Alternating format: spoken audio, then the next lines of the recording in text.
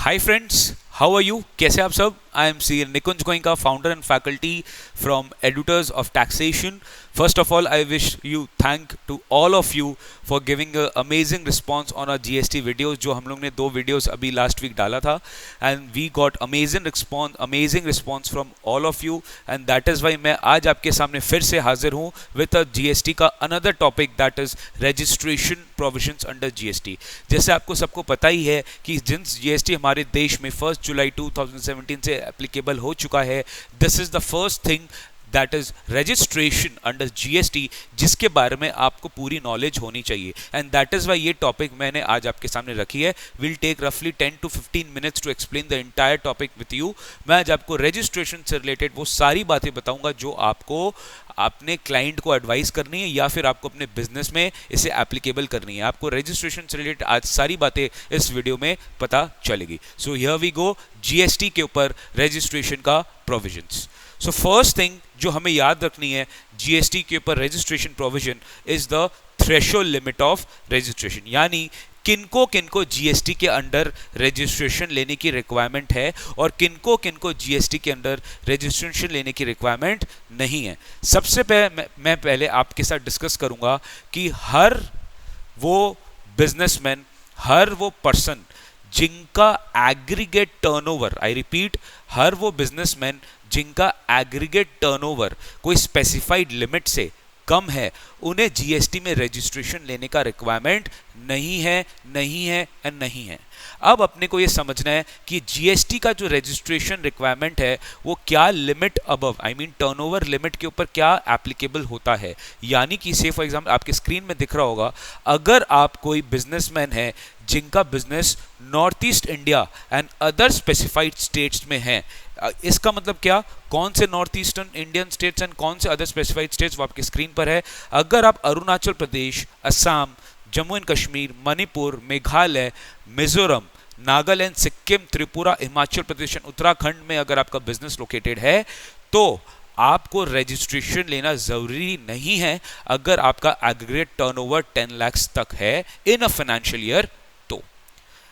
आपको समझ में आ गया होगा, यदि आप नॉर्थ ईस्टर्न स्टेट्स में बिजनेस कर रहे हो तो आपको रजिस्ट्रेशन लेना रिक्वायरमेंट नहीं है अगर आपका aggregate turnover in a financial year is not exceeding 10 lakh rupees. तो आपके दिमाग में आ रहा होगा, what is the limit for the other states. It is my next topic कि रेस्ट ऑफ इंडिया यानी नॉर्थ ईस्टर्न स्टेट्स में कोई बिजनेस अगर लोकेटेड नहीं है और तब उनको रजिस्ट्रेशन लेने का रिक्वायरमेंट कब नहीं आता है, तब उनको रजिस्ट्रेशन का रिक्वायरमेंट तब नहीं आएगा अगर उनका aggregate turnover does not exceed 20 lakh रुपए. यानी अगर नॉर्थ ईस्टर्न स्टेट्स में अगर आप बिजनेस कर रहे हो तो आपको aggregate turnover if it does not exceed 10 lakh in a financial year तो आपको जीएसटी पे रजिस्ट्रेशन होना जरूरी नहीं है. और अगर आप अदर स्टेट्स में बिलोंग करते हो तो आपका aggregate turnover should not exceed 20 lakh rupees in a financial year, तो आपको जीएसटी का रजिस्ट्रेशन लेना जरूरी नहीं है. यानी सिंपल सा बात है मेरे दोस्तों, अगर आपका 10 लाख से बेसी का टर्नओवर है इन नॉर्थ ईस्टर्न स्टेट्स और अगर 20 लाख का टर्नओवर है in other part of India in a financial year, then आपको जीएसटी में रजिस्ट्रेशन लेना बिल्कुल जरूरी है. इसका मतलब जीएसटी में जो रजिस्ट्रेशन की रिक्वायरमेंट है that is turnover based registration requirement. यानी अगर आपका टर्नओवर है ज्यादा तो आपको जीएसटी में आने की आवश्यकता पड़ेगी. So this was my first part of the registration topic, that is the threshold limit of registration. किनको जीएसटी में रजिस्ट्रेशन लेना जरूरी नहीं है. ओके, अब हम जो सेकेंड पार्ट डिस्कस करेंगे, प्लीज बहुत ही ध्यान से सुनिएगा. मैंने पूरे रजिस्ट्रेशन चैप्टर में आपको जितने भी लिमिट रिलेटेड पॉइंट्स है वो सारे इस स्लाइड में मैंने आपको बता के रखी है कि जीएसटी में जैसे आपने सुना होगा कि वो 75 लाख वाला जो स्कीम है, यानी जो जीएसटी का जो कॉम्पोजिशन स्कीम है, उसमें हमको रजिस्ट्रेशन से रिलेटेड क्या क्या बात समझनी है. तो प्लीज ध्यान से सुनिएगा, मैंने आपके लिए ये चीज एक स्लाइड में पूरे अच्छे से पिक्टोरियल वे में डायग्रामेटिकली एक्सप्लेन करके रखा है. सुनिए, अगर आपका turnover, there are 3 parts to this topic, अगर आपका टर्नओवर 20 लाख या 10 लाख से कम है, जो अभी हम लोग ने पिछले स्लाइड में डिस्कस किया था, तो आपको रजिस्ट्रेशन लेने की कोई भी रिक्वायरमेंट नहीं है. लेकिन अगर आपको खुद से despite your turnover limit not exceeding 10 lakhs and 20 lakhs, अगर आपको वॉलंटरीली रजिस्ट्रेशन लेना है तो आप जीएसटी में वॉलंटरीली रजिस्टर्ड हो सकते हो, इसमें कोई भी प्रॉब्लम नहीं है। I know this is something जो बहुत कम लोग जाना चाहेंगे, कोई वॉलंटरीली क्यों होना चाहेगा रजिस्टर्ड जीएसटी में, इसका भी बहुत सारे रीजंस है जो मैं आपको नेक्स्ट वीडियोस में बताऊंगा। बट अभी के लिए समझ ले, अगर आप जीएसटी में अगर आपको रजिस्ट्रेशन होना है तो आप रजिस्ट्रेशन लेना है तो आप ले सकते हो, despite your aggregate turnover being less than 10 lakhs और 20 lakhs। ठीक है, तो this is very very clear. यदि आपका एग्रीगेट टर्नओवर 20 लाख या 10 लाख से बेसी है, आई रिपीट, यदि आपका एग्रीगेट टर्नओवर 20 लाख या 10 लाख से बेसी है, लेकिन आपका aggregate turnover is less than 75 lakhs या 50 lakhs। जैसे हम लोग ने पिछला साइड में पढ़ा था कि कुछ नॉर्थ ईस्टर्न स्टेट्स में aggregate turnover limit is 10 lakhs and rest of India में aggregate turnover limit is 20 lakhs। वैसे ही कॉम्पोजिशन स्कीम में भी ये स्प्लिट है कि नॉर्थ ईस्टर्न स्टेट्स जैसे कि अरुणाचल प्रदेश, असम, मणिपुर, मेघालय, मिजोरम, नागालैंड, सिक्किम, त्रिपुरा एंड हिमाचल प्रदेश, ये वाले स्टेट्स में कंपोजिशन स्कीम का लिमिट है 50 लाख रुपीस, वो भी इन प्रीवियस फाइनेंशियल ईयर।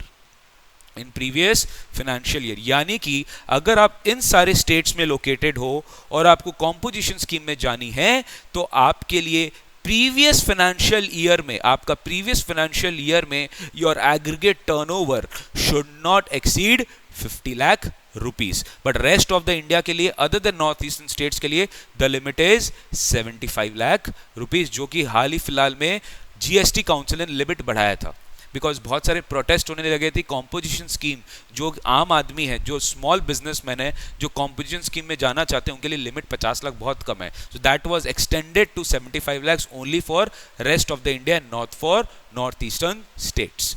तो यानी कि अगर आपका एग्रीगेट टर्नओवर 20 लाख या 10 लाख से कम है तो आपको रजिस्ट्रेशन लेना जरूरी ही नहीं है, बट आपको वॉलंटरी लेना है तो आप ले सकते हो। लेकिन अगर आपका एग्रीगेट टर्नओवर 10 लाख या 20 लाख से बेसी है, लेकिन 75 lakhs रेस्ट ऑफ इंडिया और 50 lakhs इन नॉर्थ ईस्टर्न स्टेट से कम है, तो आप या तो कॉम्पोजिशन में रजिस्ट्रेशन ले सकते हो या तो आप नॉर्मल रजिस्ट्रेशन भी ले सकते हो। फ्रेंड्स, आपको समझ में आ गया होगा, यानी कॉम्पोजिट स्कीम में आप जा सकते हो अगर आपका aggregate turnover in previous financial year does not exceed 75 lakhs या 50 lakhs। यानी कि कॉम्पोजिट डीलर वाले को भी जीएसटी में रजिस्ट्रेशन लेना पड़ेगा। उनकी प्रोसीजर अलग होगी, उनके जीएसटी फॉर्म्स अलग होगी, जो मैं आपको कुछ देर बाद बताऊंगा। सो इन शॉर्ट, अगर आपका टर्नओवर 75 लाख से कम है या 50 लाख से कम है नॉर्थ ईस्टर्न स्टेट्स, तो आप कॉम्पोजिशन में रजिस्ट्रेशन ले सकते हो, नहीं तो आप नॉर्मल में भी ले सकते हो। Composite is just an optional. What if your aggregate turnover is greater than 75 या 50 lakhs in north eastern states? Sir, इसमें तो कुछ पूछना ही नहीं है, आपको नॉर्मल रजिस्ट्रेशन लेना मैंडेटरी है। आपके पास कॉम्पोजिशन का ऑप्शन नहीं है। So this was a small brief idea. अब मैं आपको बताऊंगा कि what do you mean by aggregate turnover. अभी तक हम जितना बात कर रहे थे, हम टर्नओवर के बेसिस पे बात कर रहे थे कि अगर आपका टर्नओवर 50 लाख है कि टर्नओवर 75 लाख है कि टर्नओवर 20 लाख है कि टर्नओवर 10 लाख है। But what do you exactly mean by the word turnover? Very very very very important, please ध्यान से सुनिएगा। जैसे कि आपको पता होगा कि जीएसटी में there are 4 rates, 0%, 5%, 12%, 18% and 28%। Basically ये 4 रेट है और अलग से 0% वाला भी शेड्यूल है जिसपे जीएसटी नहीं लगेगा। ओके, मान लीजिए आप कुछ बिजनेस कर रहे हैं जिसमें आप 12% वाला भी प्रोडक्ट सेल कर रहे हो, आप 5% वाला प्रोडक्ट भी सेल कर रहे हो और आप 0% वाला प्रोडक्ट भी सेल कर रहे हो। यानी आपका turnover is comprising of all 3 categories, but obvious है 0%, 5% and 12%. The major thing which you need to know, my friends, is आपका जो aggregate turnover होगा, this will also include 0% वाला प्रोडक्ट का टर्नओवर। यानी कि अगर आप कुछ ऐसा प्रोडक्ट में डील कर रहे हो जिसपे 0% टैक्स है, तो वो टर्नओवर, वो भी आपका टर्नओवर में इंक्लूड होगा, वो भी आपका टर्नओवर में इंक्लूड होगा। आपके सामने दिख जाएगा what is the exact meaning of aggregate turnover. Please देखेंगे, ऑल टैक्सेबल सप्लाई, यानी कि जितना भी सप्लाई आप कर रहे हो जो टैक्सेबल है, very very important, all exempt supply, all exempt supply. जैसे मैंने आपको बताया था कि जीएसटी लगता है सप्लाई पे, तो जितना भी एग्जेम्प्ट सप्लाई है वो भी आपका एग्रीगेट टर्नओवर का पार्ट बनेगा। Now what do you mean by exempt supply? There are two parts to it. ऐसा सप्लाई जो 0% पे जीएसटी रेट में शेड्यूल किया हुआ है, यानी ऐसा प्रोडक्ट जिस पे जीएसटी 0% लगता है,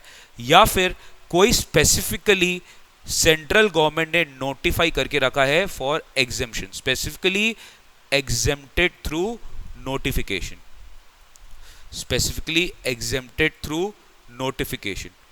तो अगर आप 0% जीएसटी वाला प्रोडक्ट में डील कर रहे हो, या फिर अगर आपका जो प्रोडक्ट है स्पेसिफिकली नोटिफाइड है by central government to be exempted, तो भी वो एग्जेम्प्ट सप्लाई होगा और आपका एग्रीगेट टर्नओवर का लिमिट में जोड़ा जाएगा। थर्डली, आप कुछ भी अगर आप एक्सपोर्ट्स कर रहे हो तो वो टर्नओवर भी आपका एग्रीगेट टर्नओवर का पार्ट बनेगा। Plus goes without saying inter state supply, यानी कि ऐसा सप्लाई जो कि आप अपने स्टेट के बाहर कर रहे हो। If you are registered in West Bengal and you are selling your goods, if you are supplying your goods or if you are supplying your services in another state, that is may be example Mumbai, Maharashtra, तो आपको वो भी include किया जाएगा। तो ये सारा चीज इंक्लूड किया जाएगा। But what will be excluded, very very relevant, जितने भी आपके टैक्स चार्ज किए गए उस सप्लाई पे, उस टर्नओवर पे, वो चीज एक्सक्लूड कर दिया जाएगा for purpose of calculating aggregate turnover. यानी कि सीजीएसटी जिसको हम बोलते हैं central goods and service tax, SGST जिसको हम बोलते हैं state goods and service tax, UTGST जिसको हम बोलते हैं union territory GST, and IGST जिसको हम बोलते हैं integrated GST goods and service tax. तो ये सारे एक्ट के अंदर जितने भी टैक्सेस चार्ज है इसको हम टर्नओवर से एक्सक्लूड कर देंगे। Okay, very very very very important. अगर आप मेरा लास्ट वीडियो देखे होंगे, मैंने आपको रिवर्स चार्ज का कंसेप्ट बताया था कि कुछ कुछ सर्विसेज पे, कुछ कुछ गुड्स पे आपको जीएसटी देना पड़ेगा रिवर्स चार्ज के बेसिस पे। यानी कि आप अगर अनरजिस्टर्ड पर्सन से कोई भी गुड्स रिसीव कर रहे हो या सर्विसेज रिसीव कर रहे हो, तो एज पर सेक्शन 9(4) आपको जीएसटी रिवर्स चार्ज के बेसिस पे देना पड़ेगा। और मैंने आपको 9(3) में भी बताया था कि कुछ स्पेसिफाइड गुड्स एंड सर्विसेज को अगर आप रिसीव करते हो, जैसे GTA, goods and transporting agency, lawyer की कोई भी सर्विसेज अगर आप रिसीव करते हो, इंश्योरेंस एजेंट की कोई भी सर्विस आप रिसीव करते हो, तो आपको रिवर्स चार्ज के ऊपर जीएसटी आपको देना पड़ेगा। सो मान के चलिए ये जो आप सप्लाई रिसीव कर रहे हो, जिस पे आप जीएसटी भर रहे हो, ये आपका एग्रीगेट टर्नओवर का पार्ट नहीं होगा। बट ऑब्वियसली इसको नहीं करेंगे because this is not your turnover. Generally हम अपना आउटवर्ड सप्लाई, दैट इज हमारा जीएसटी जो लगता है आउटपुट पे लगता है, which is our turnover. GST इस केस में इनवर्ड सप्लाई पे भी लग रहा है because you are receiving certain services or goods from unregistered person। तो प्लीज प्लीज प्लीज याद रखेंगे ये वाला जो लिमिट है, ये वाला जो एग्रीगेट टर्नओवर का लिमिट है, this does not include value of inward supplies जो कि आप लिए under section 9(3) and 9(4). Okay, this was a small dealing about what is the purpose of threshold limit. Now this is something which is very very very very relevant now. There is an importance of 30 days in GST का registration provision। Please ध्यान से सुनिएगा। मैंने आपके सामने 2 case रखा है। उस 2 केस में कुछ ऐसा है कि आपको बताया जाएगा कि ये 30 डेज क्यों इंपॉर्टेंट है जीएसटी के अंदर। प्लीज ध्यान से सुनिएगा। जीएसटी में सिंस आपको पता है कि 1 जुलाई 2017 से जीएसटी हमारे देश में एप्लीकेबल हुआ था, so as per GST law states that आपको 30 डेज के अंदर अंदर फ्रॉम 1 जुलाई 2017 आपको रजिस्ट्रेशन ले लेना पड़ना चाहिए। Means you have to apply for the registration within 30 days from such date. There may be possible कि आप 30 डेज के अंदर रजिस्ट्रेशन अगर आप नहीं की है, आप एप्लीकेशन नहीं किए, तो क्या होगा आपके साथ, वो मैं आपसे थोड़ी देर बाद डिस्कस करूंगा। सबसे पहले केस 1 देखेंगे। आपको से for example 1 July 2017 that is the appointed date जब से जीएसटी अपने ऊपर एप्लीकेबल हो गया था, you are suppose to register yourself as on 1 जुलाई 2017। सरकार आपको 30 डेज टाइम दी है फ्रॉम 1 जुलाई 17 to make the application, to make the application, I repeat to make the application. GST का जो प्रोसीजरल पार्ट है मैं ये वीडियो के टुवर्ड्स एंड में डिस्कस करूंगा। आज समझ लीजिए आपने एप्लीकेशन कर दिया जीएसटी का registration 15th July 2017, 15th July 2017, that is well before 30 days का टाइम पीरियड। यदि आप सिंस आप 15 दिन के अंदर आप रजिस्टर करवा लिए, मतलब आप एप्लीकेशन कर लिए, तो आपको रजिस्ट्रेशन मिल गया 18 जुलाई 2017, मतलब from this date you got within 3 days you have registered, you got the registered registration within 3 days from which you applied, within 3 days from which you applied। please ध्यान से सुनिएगा, there are provisions in GST rules which says that आप जिस दिन application किए, suppose आप 15 जुलाई को application किए, 3 डेज के अंदर अंदर यदि आपके पास कोई रिप्लाई नहीं आया फ्रॉम द ऑफिसर, कोई क्वेरी नहीं आई, कोई तरह का एडिशनल इंफॉर्मेशन अगर आपसे ऑफिसर नहीं मांग रहे, तो there is a concept of deemed registration, आपको डीम्ड रजिस्टर मान लिया जाएगा अगर 3 डेज तक आपके पास कोई भी रिस्पॉन्स नहीं आता है तो। Very very very very important. तो देखिए इस वाले केस में मेरे पास कोई रिस्पॉन्स नहीं आया, तो 18 जुलाई को I have got the registration done. मैंने एप्लीकेशन किया 15 जुलाई को और 18 जुलाई को मेरा मान लिया गया डीम्ड रजिस्ट्रेशन। अब ये जो रजिस्ट्रेशन है ये कब से इफेक्टिव होगा? द क्वेश्चन इज, सिंस मेरे को 18 जुलाई को रजिस्ट्रेशन मिला, will it be effective from this date और will be effective from 1 July 2017? The answer is 1 July 2017 because of this 30 days criteria. आपने 30 डेज के अंदर एप्लीकेशन किया था, दैट इज वाई हम आपका रजिस्ट्रेशन मान लेंगे विद इफेक्ट फ्रॉम 1 जुलाई 2017। और 1 जुलाई 17 से आप जो भी सेल्स करोगे, जो भी परचेस करोगे, मान लेंगे कि आप जीएसटी के अंडर कर रहे हो। So this is a very very very relevant information. अब हम आते हैं सेकंड केस में। मान लीजिए आपकी लायबिलिटी थी 1 जुलाई 2017, मान लीजिए आपकी लायबिलिटी थी 1 जुलाई 2017, बट मान के चलिए आप एक टेक्सटाइल ट्रेडर हो, आप अभी भी सोच रहे हो कि government will not bring GST on your product, on your textile industry, तो आप क्या किए? आप अभी भी रजिस्ट्रेशन नहीं लिए, आप रजिस्ट्रेशन नहीं लिया, यू आर स्टिल वेटिंग। मान लो आपने रजिस्ट्रेशन लिया 5th अगस्त 2017, means you have applied for registration on 5th of अगस्त 2017। 5th ऑफ अगस्त 2017 को आपने एप्लीकेशन किया, बट प्लीज ध्यान रहे my friends, I want to share some provisions with you at this point of time.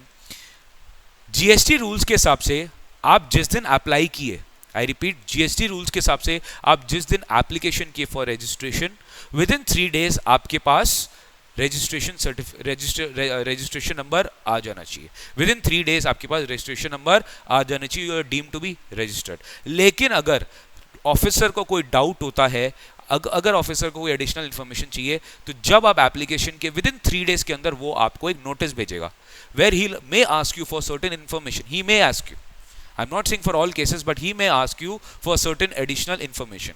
आपको within 7 days, आपको within 7 days from the date you receive the notice, you have to submit all the documents, you have to give a proper reply to his queries. तो once you do within 7 days, जिस दिन आपने सारा चीज उसको information दे दिया, from that date again 7 days के अंदर अंदर ऑफिसर को आपको रजिस्टर करना पड़ेगा if he is satisfied with your application in all respects. यदि 7 डेज के अंदर आपके पास कोई रिप्लाई नहीं आती है, तो you will be deemed to be registered under GST act. मतलब नॉर्मल फ्रेश केस में जहां कोई रिस्पॉन्स जहाँ कोई ऑफिसर को आपसे कोई क्वेरी नहीं है, तो आपको 3 डेज के अंदर, जब आप एप्लीकेशन के उसके 3 दिन के अंदर अंदर आपको उसका रजिस्ट्रेशन उसको आपको देना पड़ेगा, अगर उसके पास आपका क्वेरी नहीं है तो। वरना वो 3 डेज के अंदर अंदर आपको नोटिस इशू करेगा, 7 डेज के अंदर अंदर आपको रिप्लाई देना है, और जिस दिन आपने रिप्लाई किया उसके 7 डेज के अंदर अंदर उसको आपको रजिस्टर करवाना पड़ेगा। तो I come back to my case. आप अगर 5th अगस्त को फाइल किया एप्लीकेशन, आपने 30 डेज का क्राइटेरिया का रिस्पेक्ट नहीं किया, आपने एप्लीकेशन 30 डेज में नहीं भरा, ऑल्दो आपको रजिस्ट्रेशन तो मिल जाएगा, मे बी से फॉर एग्जाम्पल आपको रजिस्ट्रेशन मिला 15 अगस्त 2017 को, आपकी केस में कोई क्वेरीज थी, ऑफिसर ने उसको आपने उसको सॉल्व किया और फाइनली वो 15 अगस्त को आपको रजिस्ट्रेशन दिया. My dear friends, note the important change. Your registration will be effective from that date only, that is 15th August and not 1st July 2017. Why? Because आपने 30 days के अंदर अंदर एप्लीकेशन नहीं किया. यदि आप 30 डेज के अंदर एप्लीकेशन कर देते और कुछ कारण से अगर ऑफिसर को इंफॉर्मेशन चाहिए तो हम आपका रेट्रोस्पेक्टिवली यानी 1st जुलाई 17 से ही आपको हम रजिस्ट्रेशन मान लेते. So this is something the importance of 30 days in GST का रजिस्ट्रेशन प्रोविजंस. ओके, नाउ सबसे खतरनाक section, compulsory registration under GST. यानी मुझे परवाह नहीं है आपका एग्रीगेट टर्नओवर कितना है, ये सारे लोगों को जो मैं अभी आपको सामने लिस्ट देने वाला हूं, इन्हें कंपल्सरी जीएसटी में रजिस्ट्रेशन लेना पड़ेगा पड़ेगा पड़ेगा. यानी without any doubt they have to compulsory register under GST. इनके लिए थ्रेशोल्ड लिमिट ऑफ टर्नओवर जो मैंने आपको 20 लाख और 10 लाख का बताया था फर्स्ट स्लाइड में, वो भी एप्लीकेबल नहीं होगा, नहीं होगा, नहीं होगा.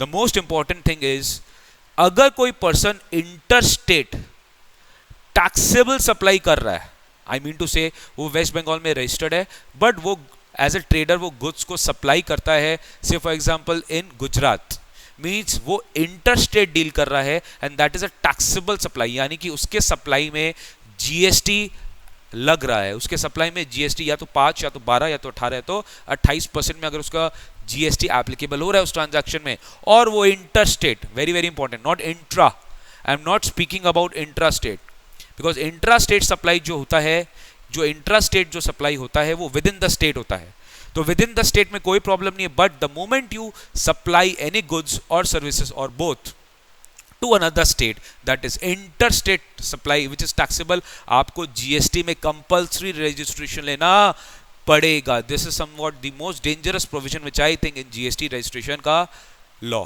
अगर आप इंटरस्टेट टैक्सेबल सप्लाई करते हो, चाहे 1 रुपया का करे चाहे 10 रुपया का करे, आपको जीएसटी के अंदर रजिस्टर्ड होना पड़ेगा, इररिस्पेक्टिव ऑफ द फैक्ट आपका टर्नओवर चाहे 5 लाख हो चाहे 6 लाख रुपया हो, that doesn't matter. Second, casual taxable person जिसको हम बोलते हैं सीटीपी. सीटीपी का एक इंपॉर्टेंट, एक अलग से एक कंसेप्ट है जीएसटी के अंदर which is not very relevant for general media as a whole.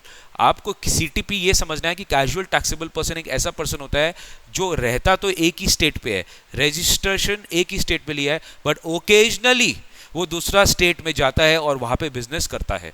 तो उस अनदर स्टेट में जहाँ पे वो ओकेजनली जा रहा है और बिजनेस कर रहा है, वहाँ पे उसे रजिस्ट्रेशन लेना पड़ेगा as a casual taxable person.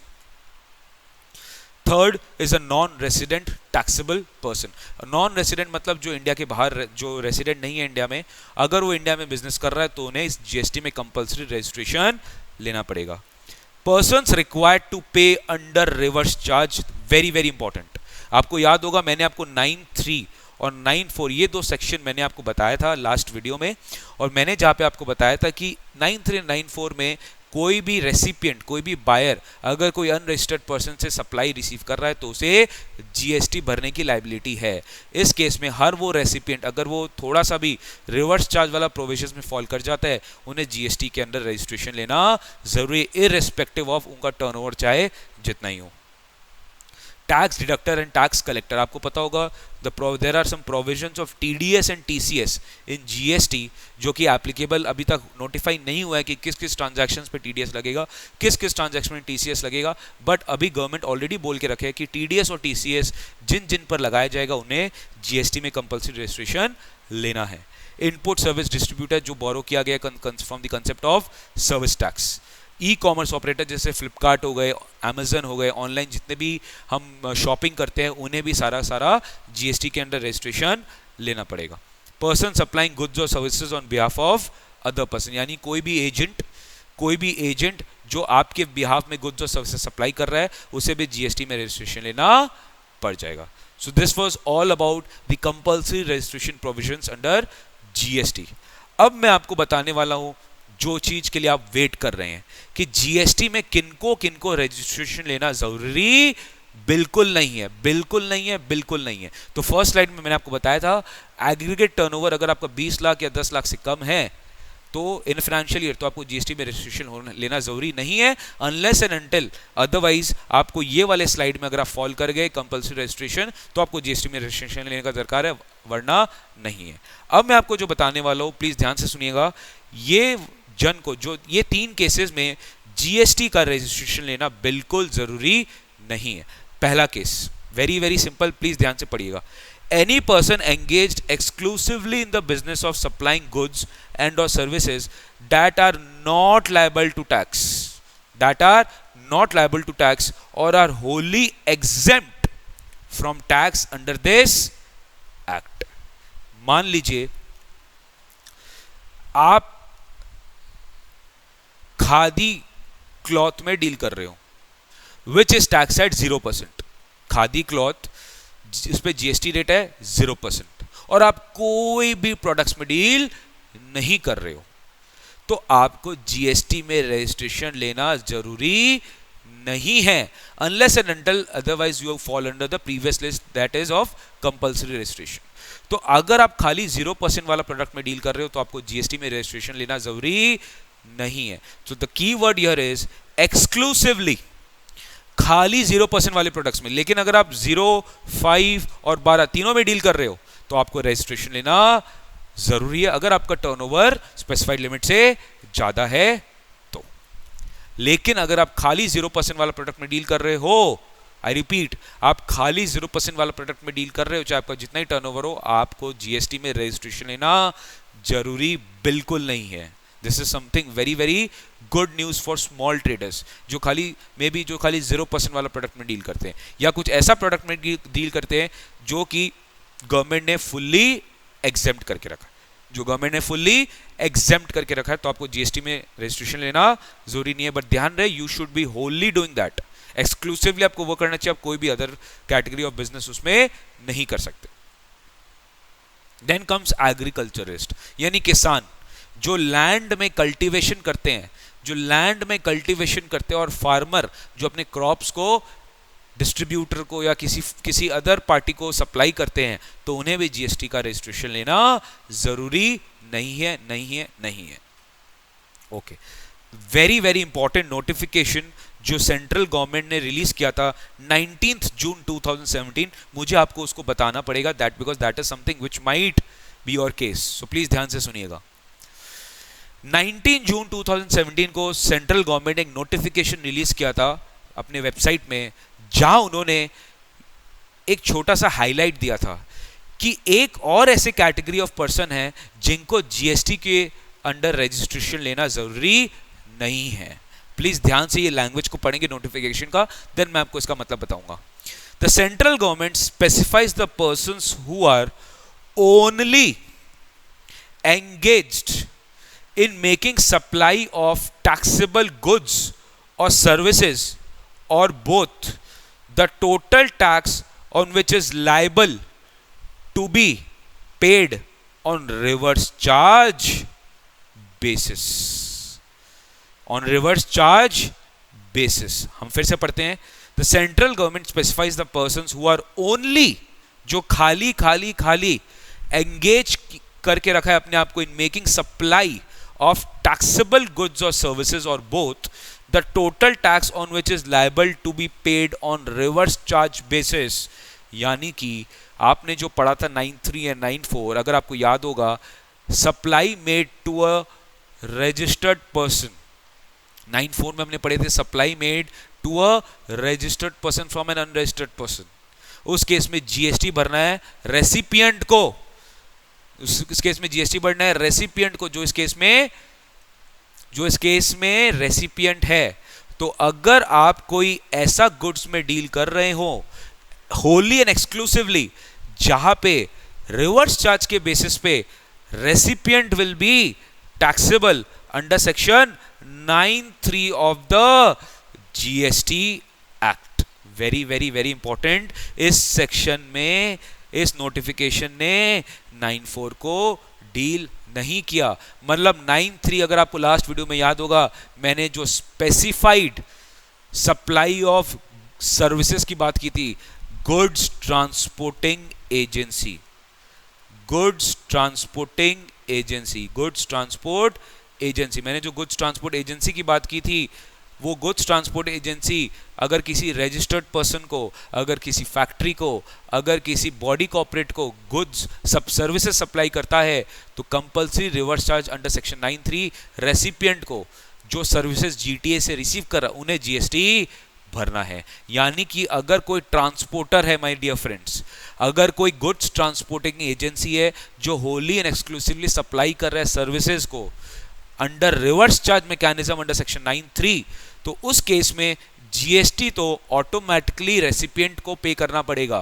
तो registration provision notification number 5/17 dated 19 जून ने क्लैरिफाई किया, यदि आप ऐसे बिजनेस में होली एंड एक्सक्लूसिवली एंगेज्ड है, ऐसे supply of goods and services में एंगेज्ड है जहां पे full and full reverse charge के ऊपर टैक्सेबिलिटी हो रही है, तो आपको एग्जेम्प्ट किया गया है from obtaining registration under the GST act. इसका मतलब अगर आपका सप्लाई पूरा का पूरा, आई रिपीट पूरा, only engaged in making supply of taxable goods or services, the total tax on which is liable to be paid on reverse charge basis, कौन सा, अंडर सेक्शन 93, यानी वो स्पेसिफाइड गुड्स एंड सर्विसेज। एक GTA की service हो गई, lawyer की service हो गई, यानी लॉयर को इन्होंने जीएसटी से बाहर रख दिया है। अगर लॉयर आपको कोई सर्विस प्रोवाइड कर रहा है, मतलब लॉयर में भी there are certain specific conditions कि वो ऐसे बिजनेस एंटिटी को सर्विस प्रोवाइड कर रहा है जिनका एनुअल टर्नओवर 10 लाख से बेसी है, या कोई वो रजिस्टर्ड पर्सन को सप्लाई कर रहा है, तो उन्हें जीएसटी से ऊपर नहीं देना पड़ेगा। Reverse charge will fall under recipient of the service, यानी कि जो सर्विस ले रहा है, तो उन्हें जीएसटी के अंडर रजिस्ट्रेशन लेना जरूरी नहीं है if they are wholly and exclusively engaged in taxable supply जिसके under reverse charge under section 93 लग रहा है। So this was all about the reverse charge, all about the registration provisions at GST. I hope आप अपना registration करवा लिए हो। Please ध्यान से सुनिएगा, there are two process of registration. अगर आप पुराने लॉ में रजिस्टर्ड थे, यानी कि आप वैट में रजिस्टर्ड थे, या आप सीएसटी में रजिस्टर्ड थे, या अंडर एग्जिस्टिंग लॉ में आप रजिस्टर्ड थे, कोई भी एग्जिस्टिंग लॉ में अगर आप रजिस्टर्ड थे, तो आपका ऑलरेडी माइग्रेशन हो गया होगा और आपको आपके पास एक प्रोविजनल आईडी आ गई होगी। प्लीज अपना जीएसटी पोर्टल में चेक करें, आपको प्रोविजनल सर्टिफिकेट ऑफ रजिस्ट्रेशन भी भेज दिया गया होगा, अपने पोर्टल में उसको डाउनलोड कर ले और आपका जीएसटी नंबर देख ले। अगर आपको मिल गया है तो बहुत ही अच्छा। आप अगर नहीं अप्लाई, अगर आपका माइग्रेशन में कुछ प्रॉब्लम हो रहा है, so please feel free to contact us at our centre और ओवर मेल आईडी और contact number. We are definitely will help you for all the registration related provisions. Second thing, जो textile वाले business में है या जो भी GST में फ्रेश रजिस्ट्रेशन लेंगे, यानी कि जो पहले एग्जिस्टिंग लॉ में रजिस्टर्ड नहीं थे, जो फ्रेश रजिस्ट्रेशन लेंगे उन्हें फॉर्म REG 01, ये हमारे ऑलरेडी पोर्टल में है, आप प्लीज़ इसे डाउनलोड करें और इसे ऑनलाइन भरें। Form REG 01 is an application for fresh registration. आप इसे भरेंगे तो 3 दिन के अंदर अंदर आपके पास जीएसटी का आईडी आ जाएगा, आप नॉर्मली अपना बिजनेस कर सकते हैं। आई रिपीट, वो 30 डेज का इंपॉर्टेंस याद रखिएगा। अगर आप 30 डेज के अंदर एप्लीकेशन कर लेते हैं तो आपका जीएसटी मान लिया जाएगा 1 जुलाई से रजिस्टर्ड थे। लेकिन अगर आप नहीं करते तो इफेक्टिवली जिस दिन आपको रजिस्ट्रेशन मिला उसी दिन आपका जीएसटी का रजिस्ट्रेशन आपको इफेक्टिव किया जाएगा। So this was a small detail about the procedure to how to apply for registration under GST. So thank you very much for seeing this video. I hope आपको video अच्छा लगा होगा।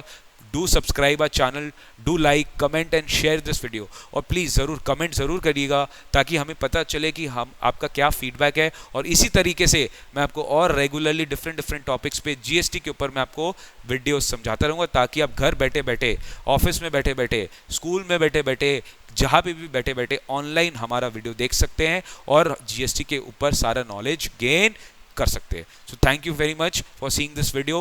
Do like, share and subscribe if आपको ये video अच्छा लगा। तो thank you very much. जय हिंद।